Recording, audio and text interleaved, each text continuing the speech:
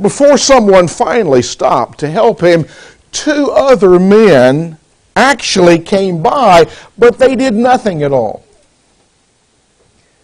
The interesting thing about these two particular men is that they were respectable and orthodox and religious. And the man that did finally help was considered to be a reprobate. You know who I'm talking about, don't you? That story, or stories like that, is something that is reported on the nightly news in various places throughout our country. But I'm not talking about those stories. You already know that I'm talking about the story that Jesus told in Luke chapter 10 about the Good Samaritan. In fact, that particular story is one of the unforgettable stories that our Lord shared with His contemporaries during His public ministry.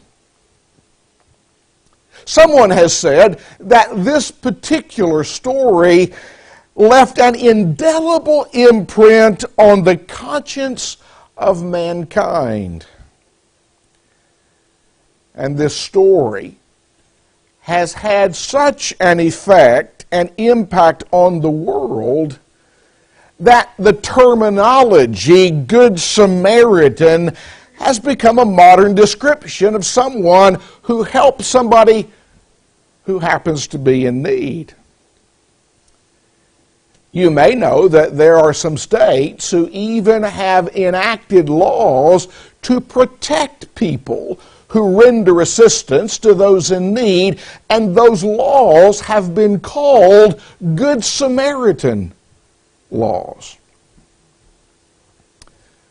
Brothers and sisters, this story that Jesus told was not intended just to be memorable. It wasn't intended so that we might give a label to people who help others. This story was intended to change people, to help make them generous and loving, and this story can do that if we'll put its principles into practice. We're going to read this story in just a few moments, so you may be turning in your New Testaments to Luke chapter 10. But before we do that, I want to share with you some background information that hopefully will be helpful to us, will remind us perhaps of things that we already know.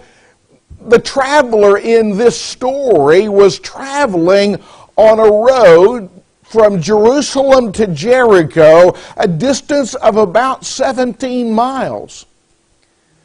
But the interesting thing about that, in that 17-mile span, there is a drop of elevation, I'll get it out, of 3,000 feet. Jerusalem is up in the mountains. Jericho is down near the Dead Sea, which you may remember is the lowest spot on the face of our planet. Now stop for a moment and think about traveling 3,000 feet within a 17-mile journey.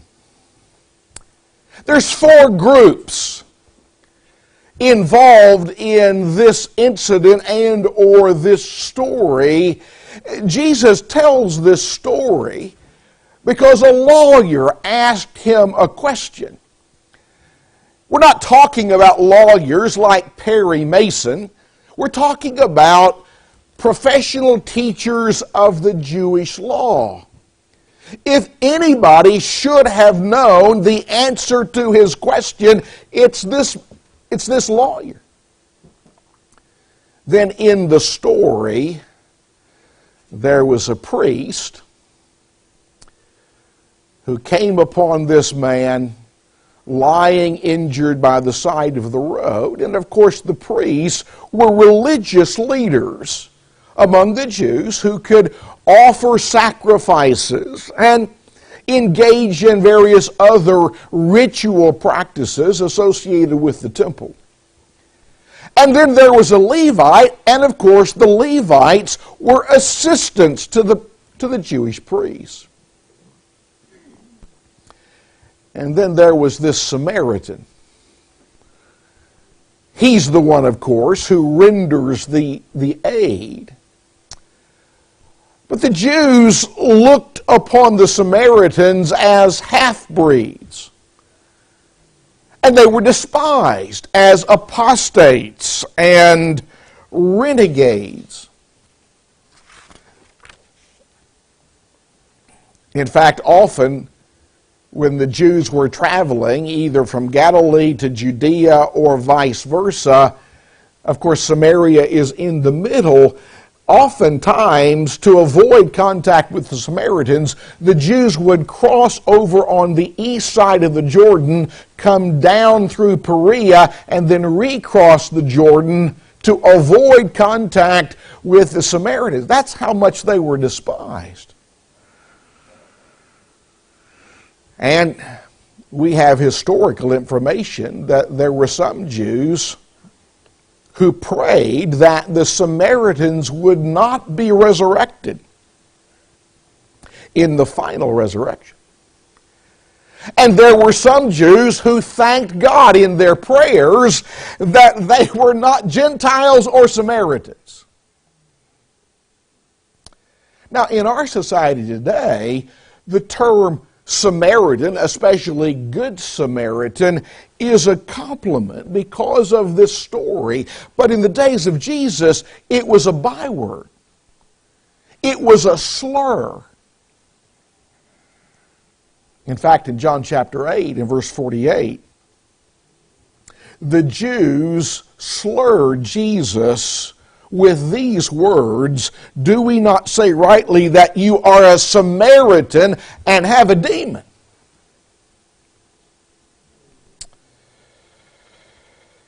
I think it'll help us appreciate this story if we pause for a moment and think about what caused Jesus to tell the story in the first place. Luke tells us that this lawyer came to Jesus. If you're reading from the old King James Version, it says to tempt him. More recent translations use the word test. And it is the case that this word can mean and it can be translated either way. Sometimes the word means to tempt someone to sin. Sometimes it means just to test someone. But it doesn't always have a bad meaning or a bad connotation. That's the thing that we need to keep in mind.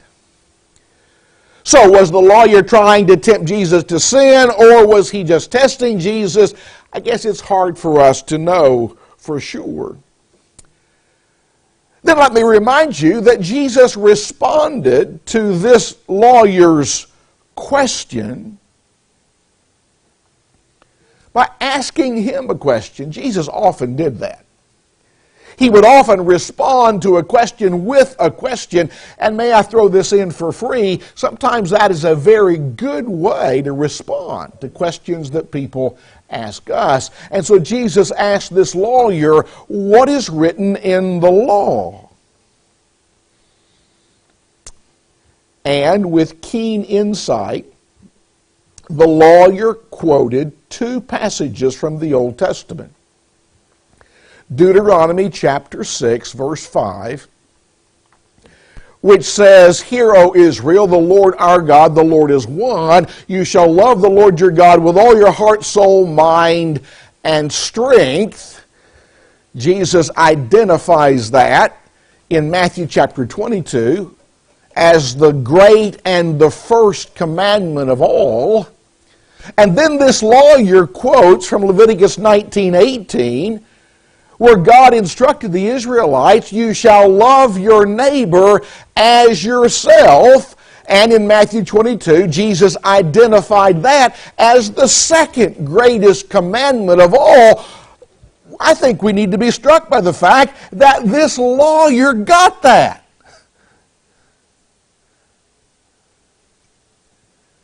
He understood that our primary responsibility is to love God with every fiber of our being, and we are to love others as we love ourselves. But then perhaps in an effort to justify himself, the lawyer asked another question, and that question was this: well, who is my neighbor?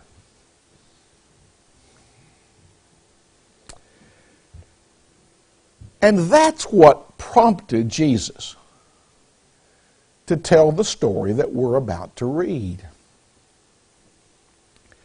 Now let me mention one other thing, and that is, we often refer to this story as a parable, but it is not so identified in Luke's gospel. That doesn't conclusively prove that it's not a parable. But may I suggest to you that it may very well be the case that the story that Jesus related on this occasion was something that had actually occurred. I can't prove that, but it's at least possible.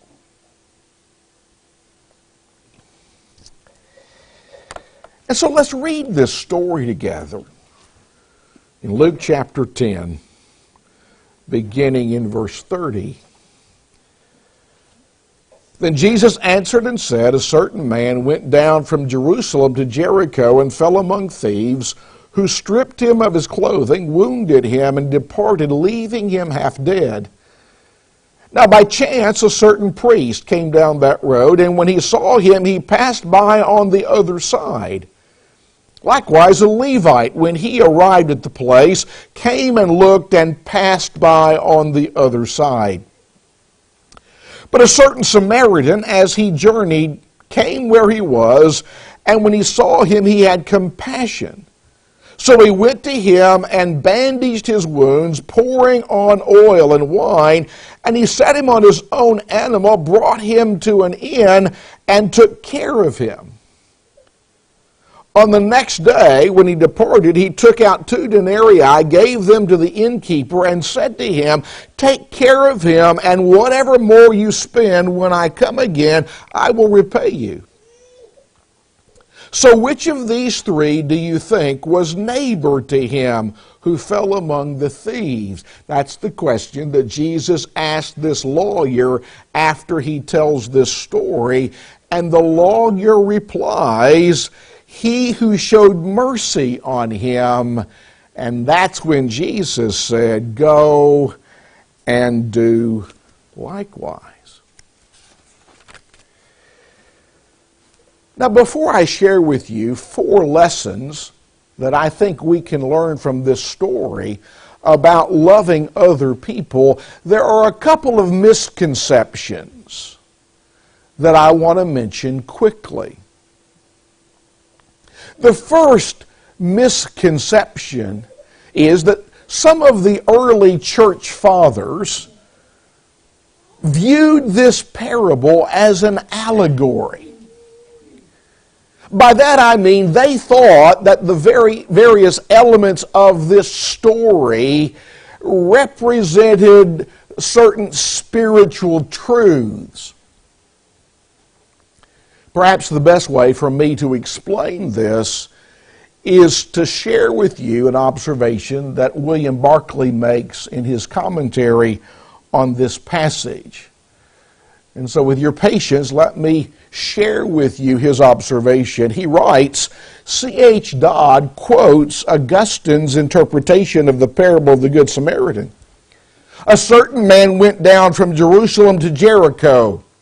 Adam is meant. Jerusalem is the heavenly city of peace, from the blessedness of which Adam fell.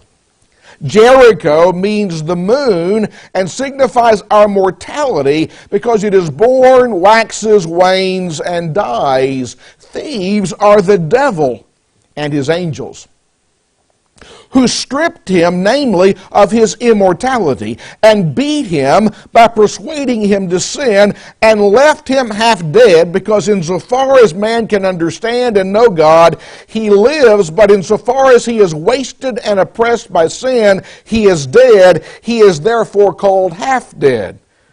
The priest and Levite who saw him and passed by signify the priesthood and ministry of the Old Testament, which could profit nothing for salvation.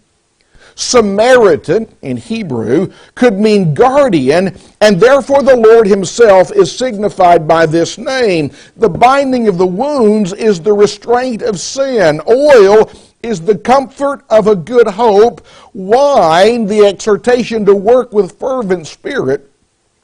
The beast is the flesh in which Jesus deigned to come to us. The being set upon the beast is belief in the incarnation of Christ.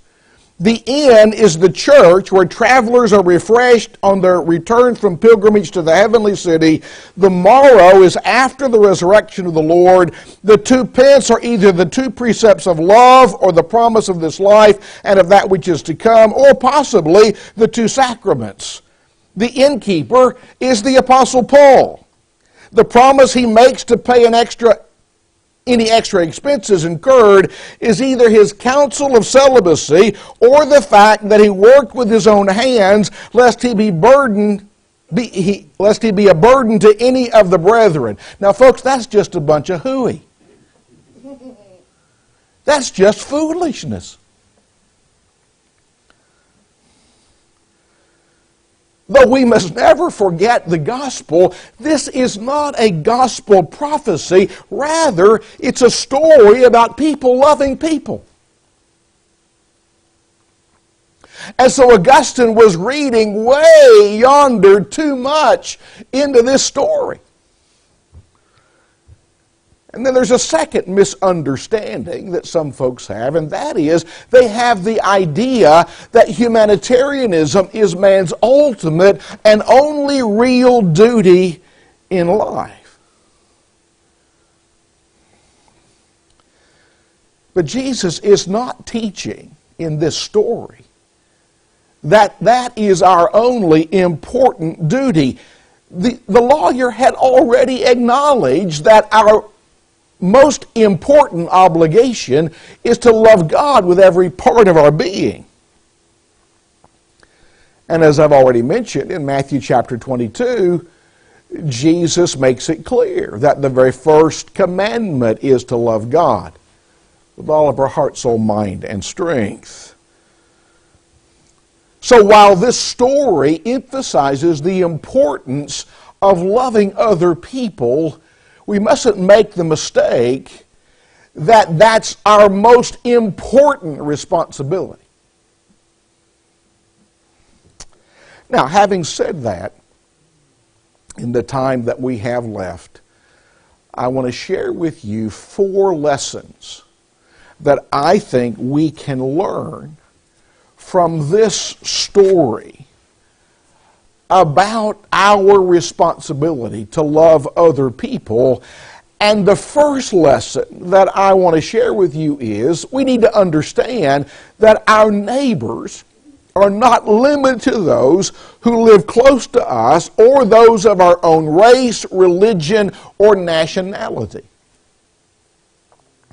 When we use the word neighbor today, what do we normally mean by that? Well, it's the people that live next to us, right? We talk about a next door neighbor or our neighbor down the cul-de-sac or something like that. Jesus wants us to understand that our neighbor includes strangers of a different religion or nationality. Our neighbor is anyone and everyone that touches our lives, especially when they need our help. Now, this doesn't mean that it's wrong for us to have special relationships, special friends.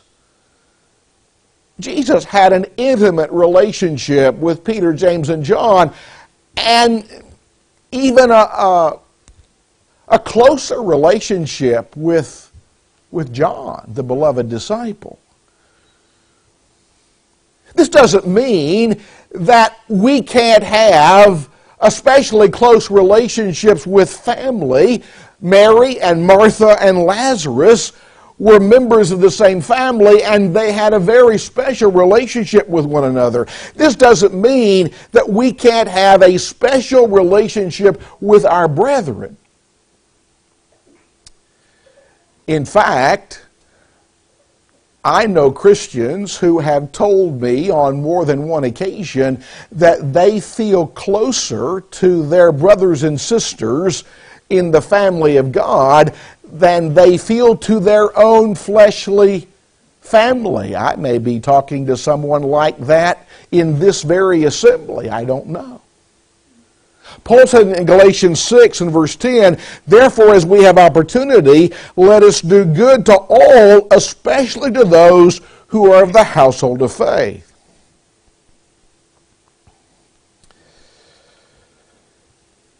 And so while it's certainly fitting and proper for us to have special relationships with friends and family and our brethren, what this story teaches us is that we have a responsibility to love those who are not our friends, not our family, and not our brethren, especially if they need our help. Now, a second lesson that I think we can learn and should learn from this story is that religious knowledge and orthodoxy and privilege are no substitute for fulfilling our duty to love other people.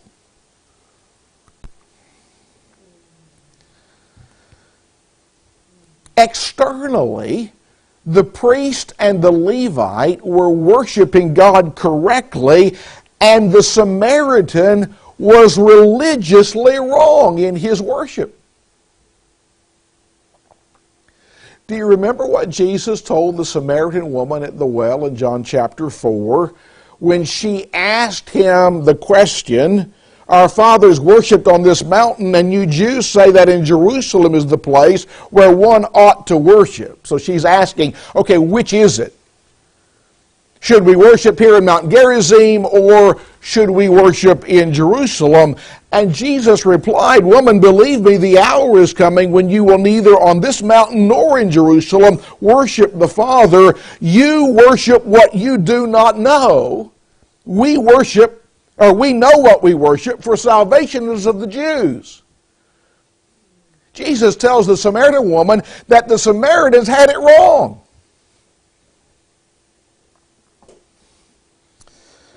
So Jesus is not implying in this story that the Samaritan's religion was right. He's not implying that perverted religion is okay, but this story does illustrate the fact that knowledge and religious orthodoxy that characterized the priest and the Levite didn't exempt them from their personal responsibility to love other people and help them when they were in need.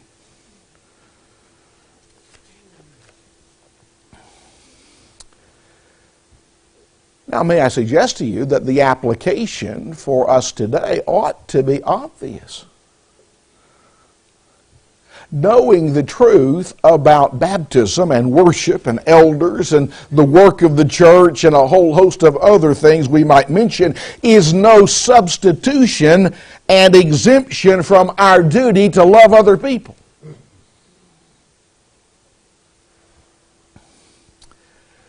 Well, then there's a third lesson that I think we can learn from this story, and that is that our obligation to love others is not limited to times and circumstances when there's no cost, risk, or inconvenience to us. being a neighbor involved risk, cost, and inconvenience to the Samaritan. And the priest and the Levite were not excused from their duty by those circumstances. It would have involved all of that for them as well. Now, this doesn't mean that it's wrong for us to be prudent and wise in fulfilling our duty, or that we must purposely make our duty more costly, inconvenient, and dangerous than it naturally is. But it does mean that risk and cost and inconvenience do not remove our responsibility to show neighborly love to other people.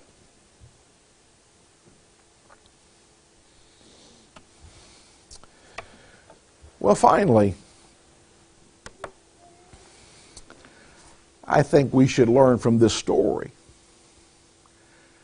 that loving other people involves concrete action when action is needed and possible.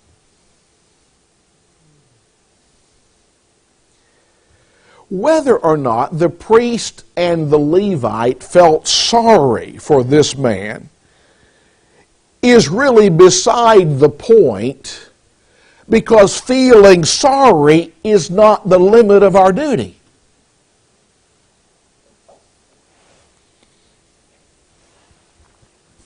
And may I suggest to you that the lawyer didn't fulfill his duty to love others by just talking about it. He was talking about the responsibility to love your neighbor with Jesus. Well, that didn't fulfill his responsibility.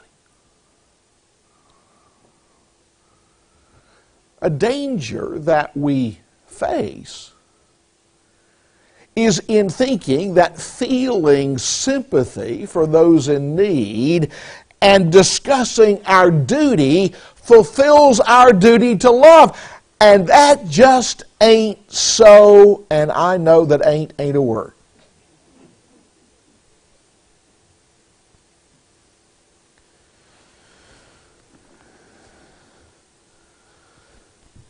The fact of the matter is that some folks who talk the most about showing love are the most guilty because they never do anything except talk about it.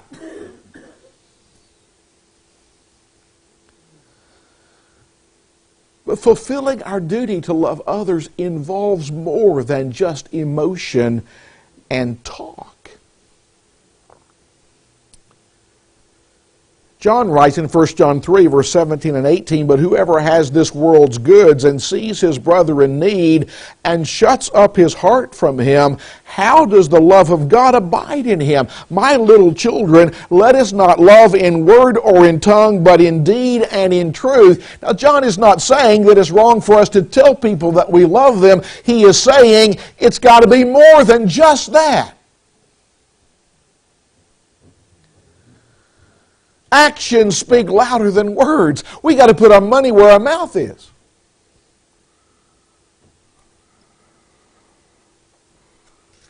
Now, this doesn't mean that God doesn't recognize limitations on our abilities or our opportunities to solve some problems.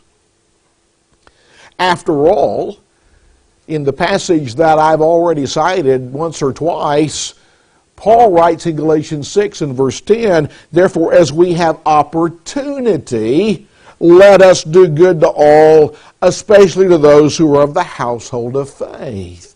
Paul recognizes that for whatever reason, we may not have opportunity to help others. We may not have the ability to help others.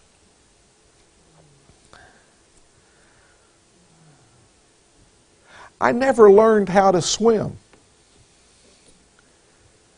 And so, if you fall into a pond, I hope I'm not the only one around, because I don't have the ability to save you.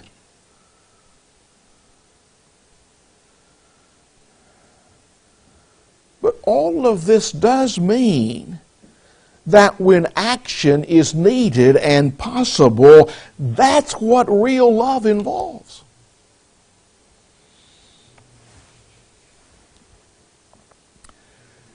And so perhaps the best way for me to conclude our study this morning is to remind you that we all need to ask ourselves how often we have been like the priest or the Levite instead of the Samaritan. Thank you.